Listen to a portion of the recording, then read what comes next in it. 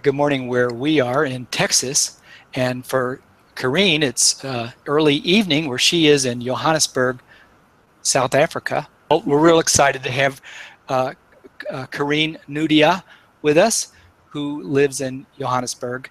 That's her maiden name, and her stage name, her married name is Karien Barnes. But I think several of you might already know her on Facebook and through her blog and her persona online as Karien Naude. And Karien is one of my favorites. She has a very original touch. Her characters are so much fun. They're just infectious. They're not like anybody else's characters. We're going to talk a little bit about her work today because I think it's so instructive for you to see it's her own original way of looking at things and people and critters, and I think you're going to really get a kick out of it. She's going to talk to us about her process a little bit, her characters, and we're going to learn about her transition to Photoshop from traditional media to Photoshop. She just determined to get up to speed on that in case she needed it in her work, and she bravely went at it, taught herself. And then we're going to look at your work. What am I leaving out, Karien? Well, yeah, you said a lot. Yeah, it's too much. I usually talk too much. And it's also going to be your opportunity to ask Karien questions. So we've got her live. She got very busy very early on when she really hung out her shingle to do freelance illustrating, and her work appeared in titles, educational press titles, Oxford University Press, Cambridge University Press, Pearson, South Africa, a lot of private clients, and she's going to talk to us about all those things. And we're real excited that she's sharing with us today. Karien, take it from there, and we'll talk with you for 15, 20 minutes, and we'll go into the other students' work. That sound okay? Yeah. So what I can just say that I didn't think that I will be where I am now, doing illustrations and stuff. I was actually studying law as a secretary. All the people my mother and my dad always said that there's no money in art, and teachers told me that. And I was actually thinking, you know what, there must be a way that I can make money out of my passion. So I've gone online, I've got Mark's course, I follow it, and I'm now doing freelance work for almost 5 years. It had its ups and downs. It's not easy always doing this, but I think if you've got the passion to do it, and you've got the will to do it, you can reach your goal. So, excellent.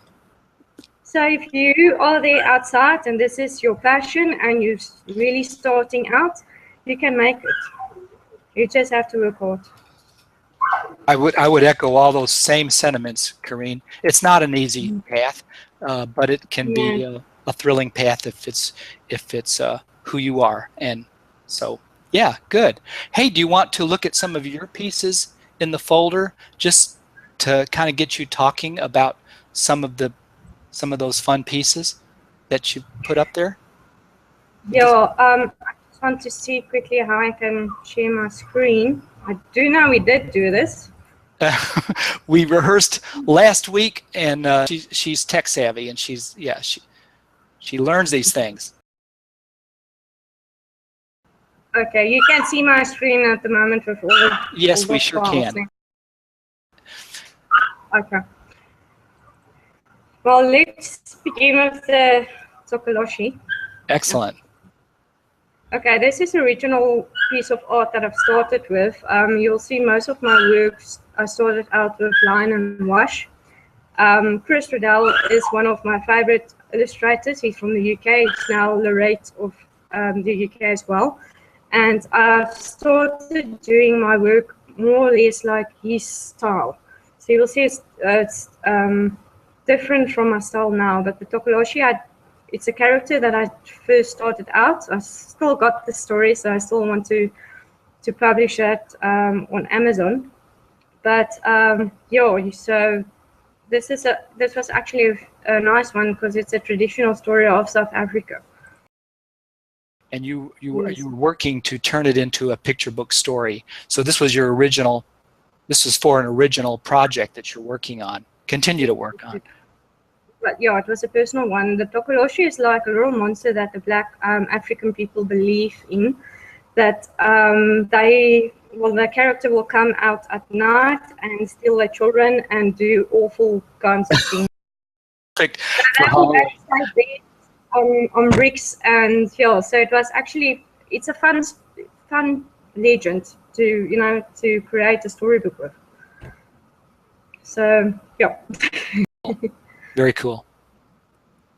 Okay, this is the post pigeon. I'm actually a huge fan of Harry Potter, and as you guys know, the owls comes with all the post. And I was actually visiting a friend in the UK, and I saw some of the postmen walk with the blue outfits with the red bags and stuff. And I was actually thinking, you know what? That will be actually a cool character to change in an animal. I don't want to make an owl of the Harry Potter, otherwise, yeah. So I've changed the whole thing into a pigeon with a postman outfit, and that's how I created the character. I've been looking at him thinking he was a typical South African postman, but he's English. He's English. Our postman doesn't have formal uniforms, and they don't even have bags, so they look like anyone in the street. I see. So this one actually comes from the UK with the red bag, and so even if you're traveling, you will come up with a character if you just let your imagination go. Yeah. Yeah, so that's the jaunty hat does make him look very English. he's really one of my. Then I actually want to do these characters all over again, but in my new style. So yeah, keep an eye out, and you will see it. This is my dancing lizard. Actually, one of my first private commissions from a client. She was just giving birth to a little girl, and she wanted to do the room original. She didn't want to go to the shop and buy some stuff for the room. So she came to me and said she's got 20 bucks and animal that she wants to do in a cute way for the little baby girl. So it was difficult coming up with characters and make them cute. The one that I don't have on here, I couldn't find it in the short notice, but it's a dung beetle. And yeah, that was a bit difficult because you can't draw dung to look nice, but yeah, I've done the dung beetle with a nice ball. But this one is my favorite, is the dancing lizard. You said it was hard to make him cute. You made him, it looks so effortless and knocked off and easy here, like you just sat down and sketched him. But what was your process? Did you have to do a lot of sketches to make him look like that? Yeah, and because I didn't have any experience in this type of things, I've actually struggled. I've looked to pictures on the internet to see how the bugs looks, and I was like sitting with 2 days with a character, thinking, man, how am I going to make this cute for a little girl? So it was difficult. Actually, I want to see if I can't get through. Sorry, Mark, I just want to see if I can't get him. Then people can just see how I've changed it. Oh, that'd be fun. Yeah, because sometimes, just want to see if I can get it. Sorry, guys. But the thing is, sometimes you get a brief that you actually struggle with. And you sit and you just think, how am I going to do this? And that's part of the process. I mean, there's a lot of work, especially with the briefs. It comes through, you don't know exactly how you're going to approach it, but in the end, it's going to work out. I'm just going to, can you guys see all these characters?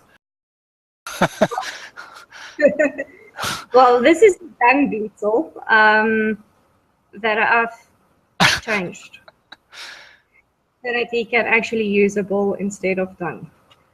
But yeah, this is pretty much in the early stages of my career, and as you can see, it's a lot of characters. A This one lot is here. especially my favorite one, is a chameleon, and there's a lot of illustrations that I've actually used them because I've remained the copyright on them, so I can still, use them. And the lady actually moved to New Zealand, and I actually I tried to get hold of her, and so that we can still talk about everything, and so that I can promote myself to her as well, because kids grow up and they want new stuff. But I lost track of her, and a couple of months ago I got a request from her from Facebook, and she said she's got 2 children now. The youngest is now a boy, and I gave her the original illustrations, and she took them to to New Zealand overseas. And the little boy is currently the owner of all the illustrations. So they in his room, and he loves them to bits. So all my work travels to New Zealand. So you never know. Then I love animals. So most of my work is animals. This is a little hippo that I've actually started with in Procreate. It's an app that's on the iTunes store. And then I've just exported to Photoshop, and I finished it in there. Yeah, they on the iPad. Okay, and you can create a file on your iPad that you can import into your Photoshop on your desktop, your Mac, Yes. or whatever. Okay. Yeah. So you guys that loves technology, go and have a look if you've got the iPad. Procreate is very strong. People love it to bits. It's almost like Photoshop. But then I'm also working on Artrage. There's a PC version, and now there's also an iPad version, and there's on the Android. So you can take your digital illustrations anywhere. This is So art. She said Artrage, ARTRAGE. Yeah. Excuse me, Karien. So now it's another program that you can use instead of Photoshop. It's not so expensive. So if you want to start out doing digital, you can always start with Artrage. That's where I started. I'm still using Artrage, although now and then I'm using Photoshop. Okay, this is my little witch. I actually did it. I did a picture of her with the line and wash, and then a couple of months ago, I thought, you know what, let me do it in my new style. It took me a little bit longer because it's more details and stuff, but I love her to bits as well. And especially her hand, that's my hand that I used as reference. How did you do it, Karien? Did you look at a mirror? Did you take photos of your hand? Yes, I used my iPhone and I took a photo of my hand, and then I just flip it and use it as a reference. It's beautifully done. Thank you. So yeah, I use a lot of reference in my work. So sometimes when I was still living with my parents and my sister was still there, she was my model. So sometimes a hand or a foot or an ear, then I will just tell her, please just sit for me so that I can take a photo. That's your older attorney sister, correct? Yeah, yes, my attorney sister, but she's got a very good sense of art. So she's my biggest and best critic. So every time I do an illustration and I'm almost done, I will first send it through to her for comments before I put it on the web. That's fantastic. I've got 3 persons in my life. It's my sister, my friend in Cape Town, and my husband. So I will always send it through to them for comments, and I will fix them. And if they're happy, I know it's good. Then I will put it on the web. They got to sign off on it first. Okay, not a bad idea. It's kind of like a critique group for art. Yes, it's very good. And they know me, so they know they can be harsh to me and say, you know what, this doesn't work, and this, no, it doesn't look nice, or and then I know it's good for you. And I think as an illustrator, you must get used to that. People, correcting you, and sometimes you are so focused on illustration that sometimes you don't see the small things, and other people Yeah. can see that. They can come and change it for you, and then your art is getting better. Yes, and that's why we do these critiques too. We can't see it all. Our eyes are very Yeah. biased. And that's how everybody learns. Hmm. This is my latest one. It's a pirate. I was in the mood for Pirates of the Caribbean, so I've watched all the movies, and then afterwards I was thinking, you know what, I need to do a pirate. So I did my pirate. I think he still needs some work done on him. I'm not 100% satisfied with him, but yeah, he's my pirate. So sometimes music plays a big role in my process. Sometimes I will listen to music, like for instance, I like Two Steps from Hell. It sounds horrible, but if you go and search it, they like an orchestra that does music for movies and games, and I get a lot of inspiration from them just by listening to them. And movies. If you watch movies, you can, especially animations, then I get revved up. I want to do a nice character, so inspiration can hit anywhere.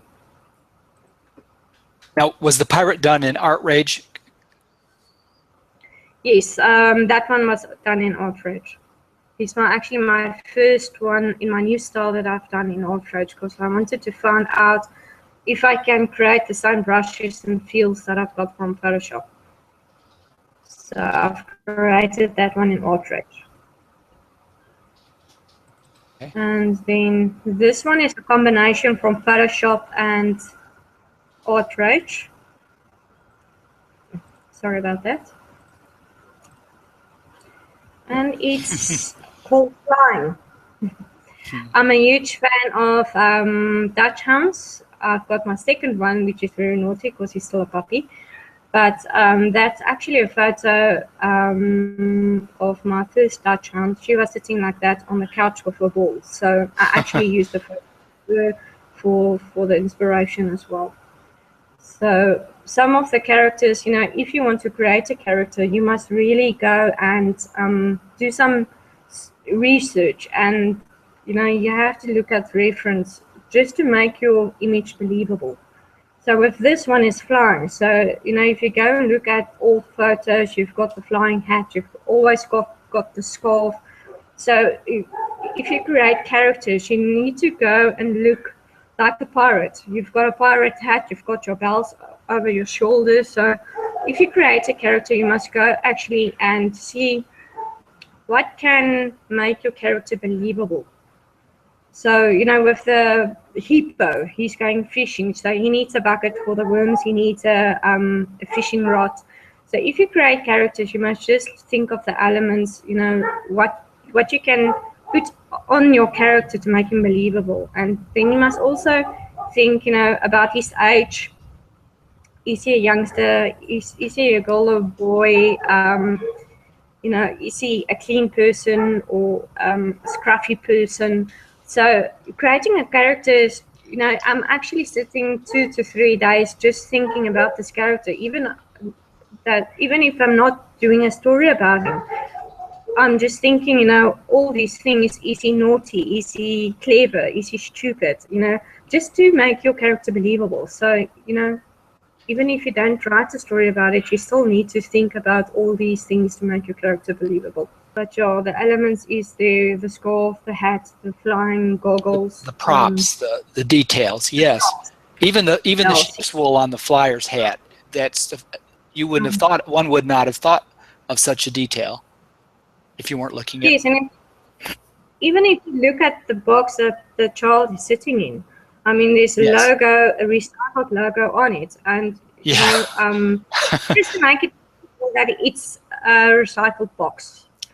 Otherwise, it's a normal box. So that's why I've put the logos on, so that it just makes the box believable. Exactly. Yeah. And then this one is my favorite one. This one I did on the iPad. I've done it, well, it took me a while because I was just playing around with it, but it's my favorite one. It's shown on my webpage as well as the logo. But if you look at him, you know, he looks like if he's an old gentleman that's going fishing.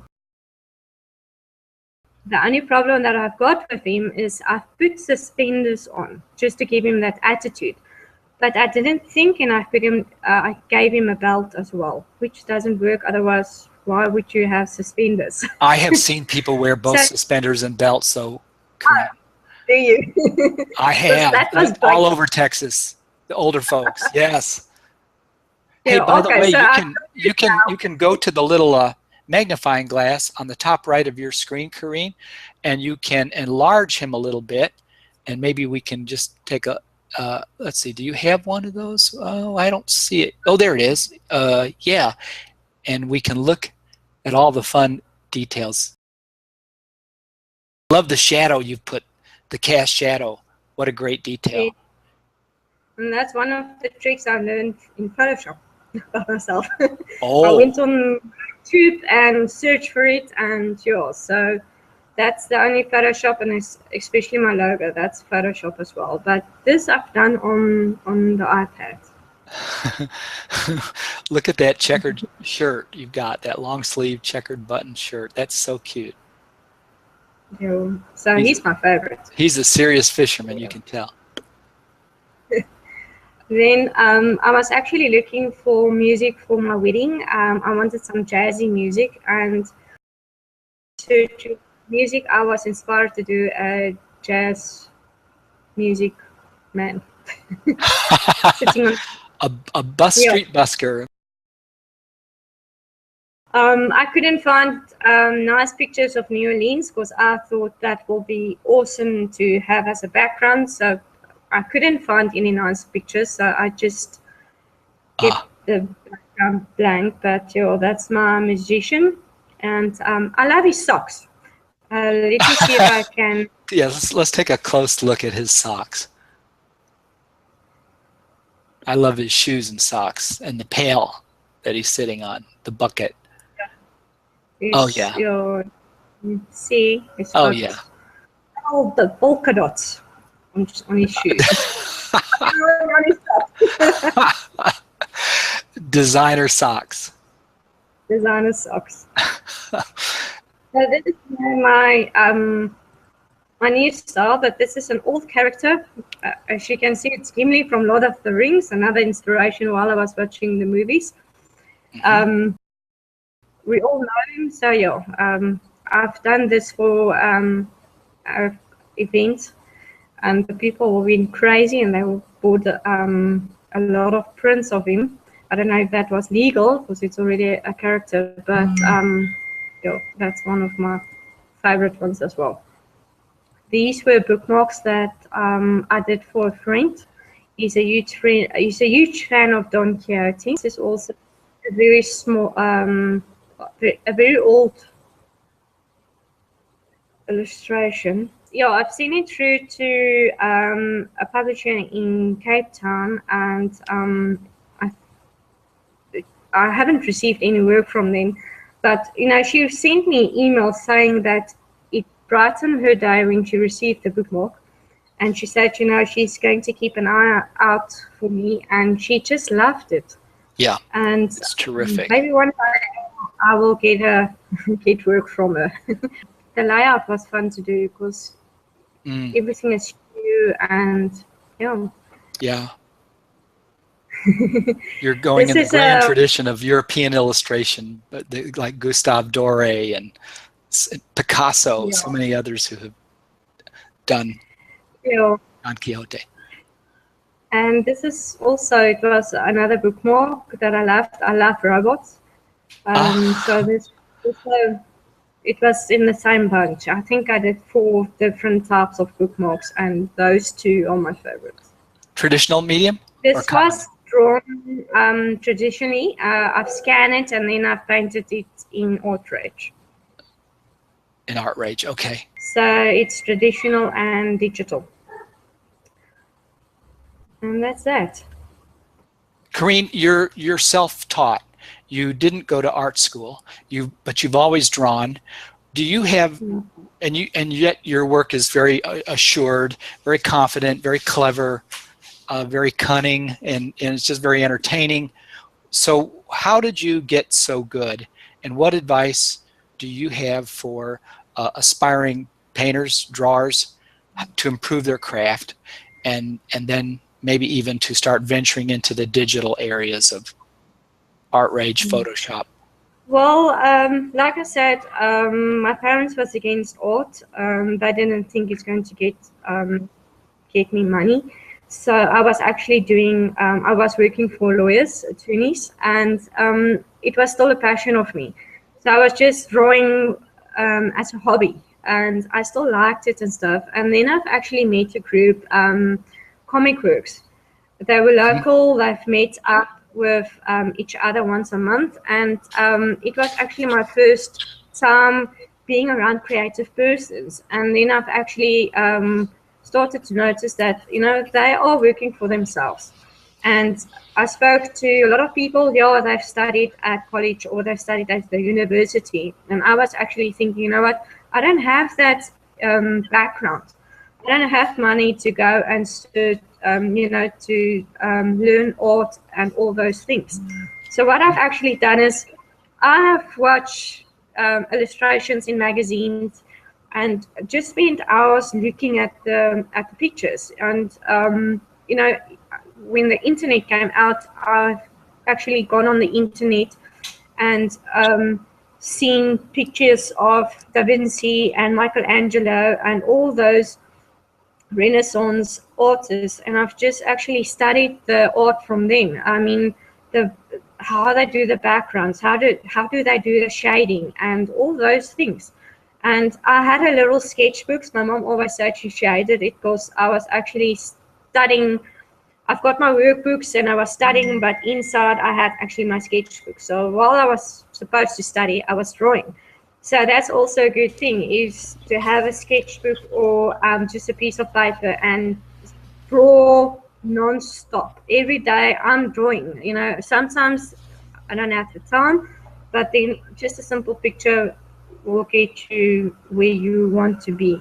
So, you know, if you're a self-taught artist, you're going to have problems with being out there. Other people got advantage over you, but there's a lot of artists out there that's famous, that they actually, you know, they studied and old masters and just So practice true. and practice, and that's how you get where you want to be. You mentioned one time to me, Karien, that there wasn't a whole lot of if you did have the resources to go to an art school, there wasn't like a really an ideal art school situation in Yeah. in Southern Africa. You know, there are some parts of the world where you don't have access to art school or community colleges where they're teaching a lot of art subjects. South Africa is very small. The illustration market is very small in South Africa. So most of us illustrators and animators go overseas and promote their work, and that's how they get work. So one of my friends is actually working for Marvel, and he's sitting in Cape Town. So, you know, it's very small. So it was hard. There wasn't any schools that can learn where you can learn how to do children's books and all those things. It was only art schools, you know, at the universities. And that's not what I want to do. I want to do funny characters, and I want to stuff. And you know, when I was younger, there wasn't any schools or colleges.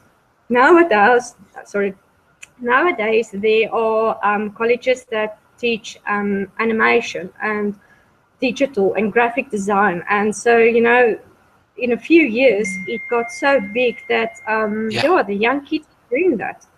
And sometimes I wish I was then that I can just go and study animation, or well, I can still do that. I'm not too old to do that, but I would have been further in my career if I had that resources. It's the Okay. same with the picture books. South Africa rather import books from the UK. They will probably publish 1 or 2 books here in South Africa because it's so expensive. So that's why most of us are doing educational books, because that's a huge thing in South Africa. So that's why if you want to do picture books and you're based in South Africa, it's best to go and promote your stuff overseas. Okay, great. What did you do to get your first assignments? I did a portfolio, and it took me a year to get it right. That was while I did your course. So your course helped me actually to create a portfolio. And when I spoke to some of my friends, they said there's agency for South Africans in Cape Town. They called Sparks Media, and I've sent my work through to them, and they accepted me. But they're not the same as agents in America. They don't go out to search for work for you. So they wait actually for work to come in, and then they will send an email out through to all the the illustrators, and then you must send all your things through to them, and they link you to a publisher. That's how I got my first brief, was through them. It's who you know. Yeah, it is. Very good. And yeah, talk. When Facebook came out, I noticed that the children's writers and illustrators, the kidlit community, jumped on Facebook very quickly as a way to get out there, to network with each other, to meet editors, art directors, agents, each other, other creators, and you jumped on that space as well. Can you talk to us a little bit about social media and how an aspiring illustrator can use it, and what has worked for you really, really well on Facebook, in social media, and what hasn't worked so well, what you'd stay away from now if in hindsight? Well, it's difficult with social media because a lot of people's got good responses on different sites. So I've got a lot of friends that likes Twitter, and for some reason I get a lot of followers. It was quicker than Facebook, but I don't know, Twitter felt boring for me. I mean, it was simple for me, but actually, if you think of it, I get people from there. So I'm not a big fan of Twitter, but it kind of works for me. I love Facebook. My parents and my husband say, "Why do you spend so much time on Facebook? Half of the day you're on Facebook." But I've got a lot of connections on Facebook. If I see a nice illustrator that I love his work or her work, I will ask for a friend request, or I will like the pages just to get inspiration from them. And sometimes you make good friends. I mean, 2 years ago, I've came across a guy in Dublin, in Ireland, Emlyn Boyle. And I sent him a friend request, and we started talking, and we are actually very good friends. So if I do something, he will promote my work on his Facebook page.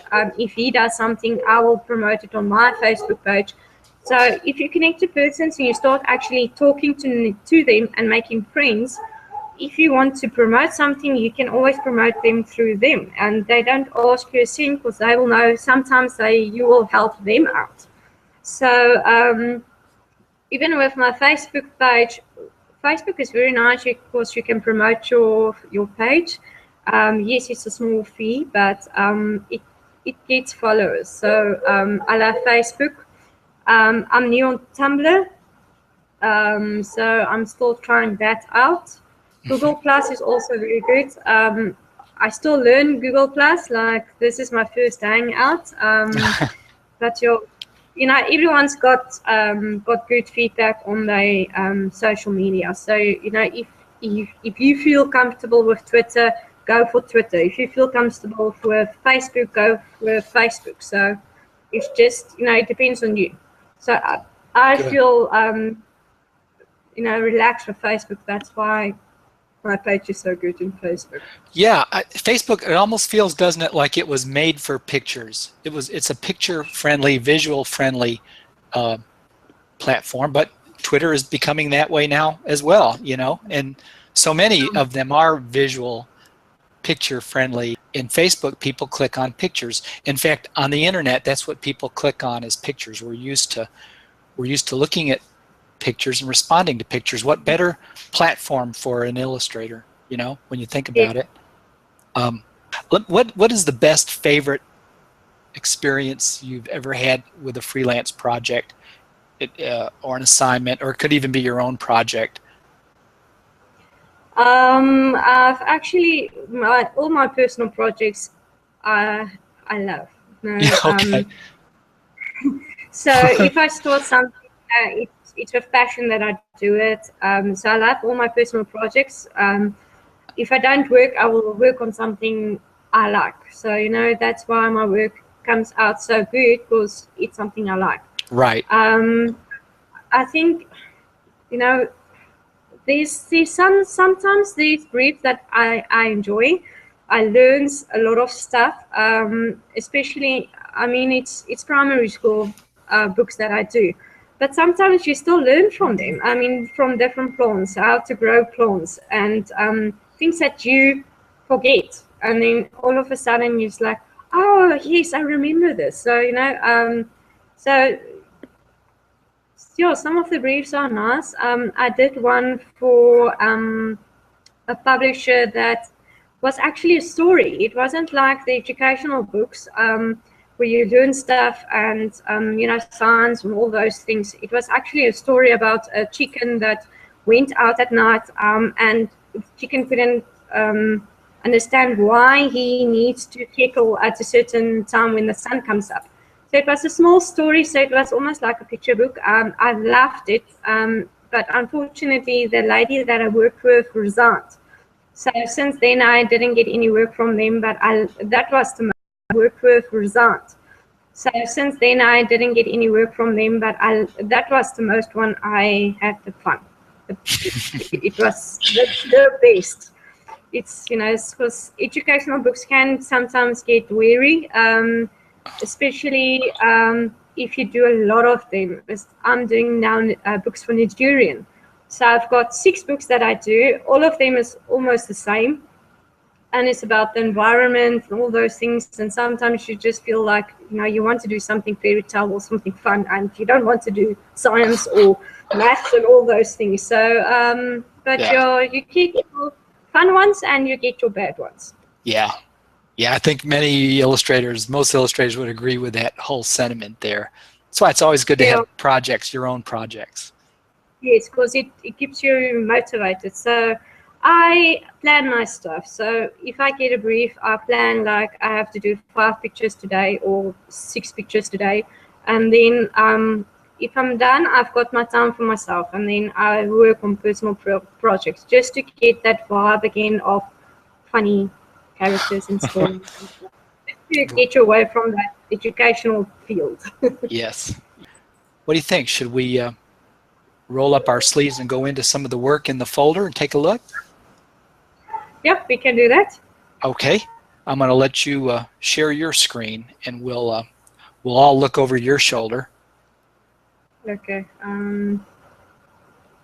This is neat because Karien has learned by studying other great illustration and great art, fine art, and so she has learned to analyze composition, shading, color, all these things on her own, by herself.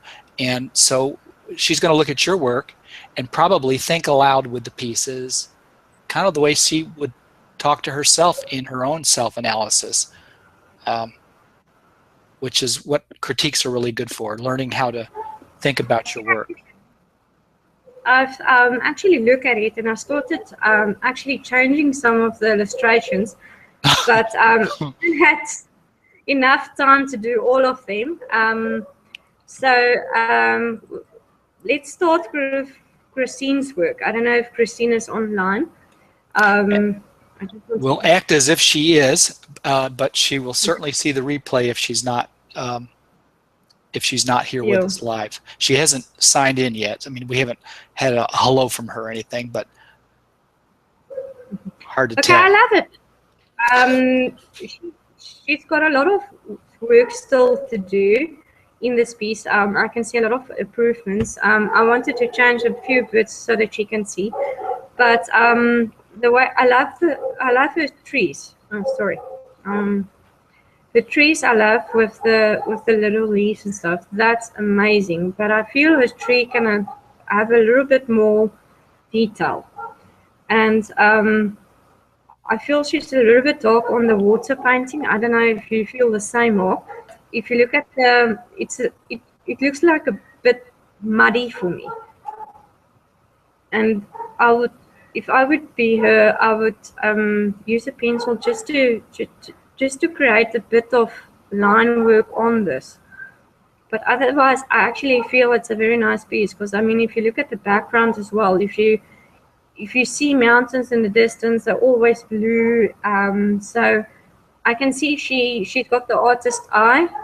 She just need, like the shading and stuff. It's very, very nice. I just feel it's a little bit muddy. She must get a bit lighter and more detail. So you're saying more detail, more like sharp line delineation of some parts of the drawing for clarity in contrast? Yeah. If you look at the little girl's outfit, I would put a little bit line so that you can distinguish between the apron and the shirt, especially with the garment of the old lady as well. I love the faces, and you can see she's got the details right of the character. I mean, she's got the little outfit that fits with the headscarf and the little basket. So actually, the characters is very nice. It's just you must just think a little bit of more details. But I love this part. It's very nice. And the backgrounds and stuff. It's just you need to put a little bit more detail on. It will just pop out the illustration. Pop it out. There's an authenticity. This is a very authentic feeling scene. The details feel just right. And I really like how she's done the child and the old. Like Karien, I really feel like her characters are well realized here, and just a little clarity with a little bit of outlining.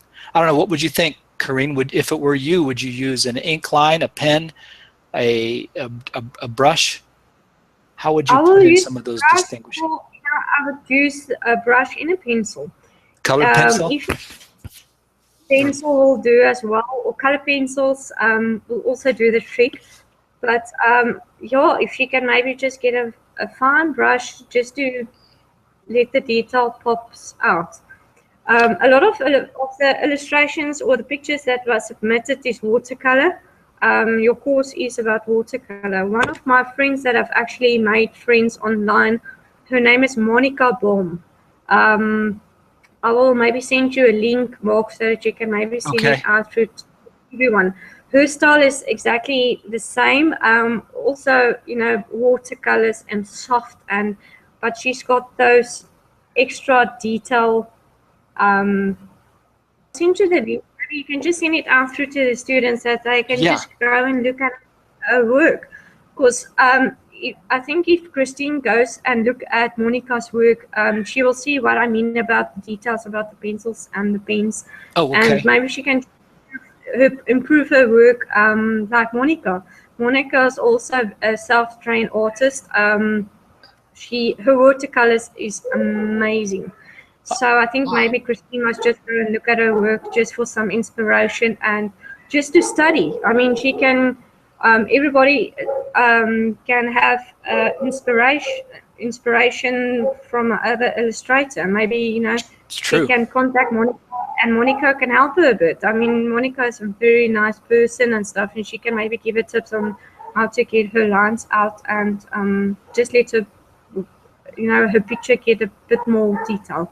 Once we start working with the mediums, then we go and look at illustrations as if for the first time and really start to see what the artist did, how they achieved their effects. It's when you start to learn. I love this picture. The composition and the layout is it's very nice. And Joe, it's got a European feel, so maybe Yes. if you want to, maybe you must contact the European countries and stuff, because they will love your style. I love your branches. Every time I look at the picture, the branches catch my eyes. Yeah, so that's very. Christine, if you have, oh, she says she has no questions for you, but she really appreciates the feedback, Karien. Okay, but yeah, we will send out that link, and maybe you can get in contact with Monica or just go and study some of her work just to get an idea. Yep, great. Lisa sent us a message that she can't be here, but she's looking forward through to the replay. So I'm just going to chat to her. Yeah. She actually sent a lot of work in because her note said that she's actually doing a book. So yeah, she's actually got frogs, which I love. I like her style. I like the how she does, the grass, and you can see her work is a bit more lined, so the characters just pops out. And I can see, she's really playing around with the colors. I mean, the light and the dark of the grasses, the flowers. I like this flower. The angle it is in is very nice. What I don't like is the background. It looks a bit messy. I don't know if you agree, Mark, but I will do this a bit lighter, the blue. Otherwise, it's the composition and everything is fine. But now I look at it, and then all of a sudden this blue is popping out. It's a bit, I don't know, it's a bit dark. But otherwise, it's very nice. I really like it. It's vivid, isn't it? The blue is the thing that we look at first, I think. Yeah. And I don't know. It feels if it overpowers the illustration. On the yellow sunflower-looking plant on the left, and it's got that contrasting color, that yellow with the blue, that it really it upstages the frogs a little bit. I'm wondering. Yes. How could she and Lisa says she's here actually with us live. So how could she fix something like that, do you think? What she can do is she can fix it with art rage, because this is probably traditional art. And to do it all over again, sometimes you don't have the energy, or sometimes you feel like it's going to ruin the picture. So she can actually change it in art rate. She can contact me on Facebook, or she can contact me through you, and then I can just help her in art rate, just to fix the picture for her. I don't mind helping her a lot because I actually like the characters. If she wanted to fix it with her watercolor paints, you could just by putting the opposite wheel color on the color wheel, a light wash over that blue to sort of kill back the color, sort of neutralize it a little bit. That might help because it's not bad to have a dark in the background. It's just the radiant, full saturation, full hue blue gets real aggressive. Because I can see on the picture she's using expensive watercolor paper, because you can see that on the way. So I mean, art materials are very expensive, so you don't want to mess around with the. Yeah. So either she can do it over, or she can just play around with it, or she can try and maybe change it digitally. Digitally, good for correcting mistakes. Yeah, for sure. Yeah, I have done it in the past, so I can show her a few tricks if she wants to. I've done digital alterations to my original painting, so it can be done, and then she doesn't have to do all those hard work again. I've actually changed this picture, so I will just talk about it first. Okay. I love the flower pot that's turned over with the crack in it, so it's a literal house full with rocks. Especially her grass, maybe that's a unique signature of the grass. Maybe in all her picture books she can do the grass like this. It will be like a signature of her. But I love the characters. And yeah, this one is the blue. Just at the bottom, it's a bit dark, so maybe she can either make a little bit more bluer so that it's not on the edge. It looks a bit funny. But this one is actually very nice. But let me show quickly what I've done with the piece.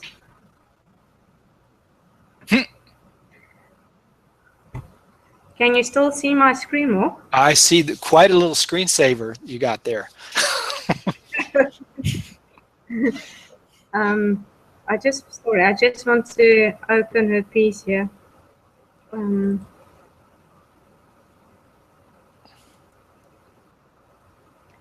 I've changed it a bit in art rate. So you will see, just let me see if I can make it a bit bigger. I've put some shading in, but what bugged me with the flower pot in her original drawing is that she didn't paint the inside of the pot. Like on this one, I've did a little bit of an edge so that you can see the background, you know, the back of the flower pot. She just wanted to check that out, but now you've got that edge of the flower pot, so it just gives it a bit more definition.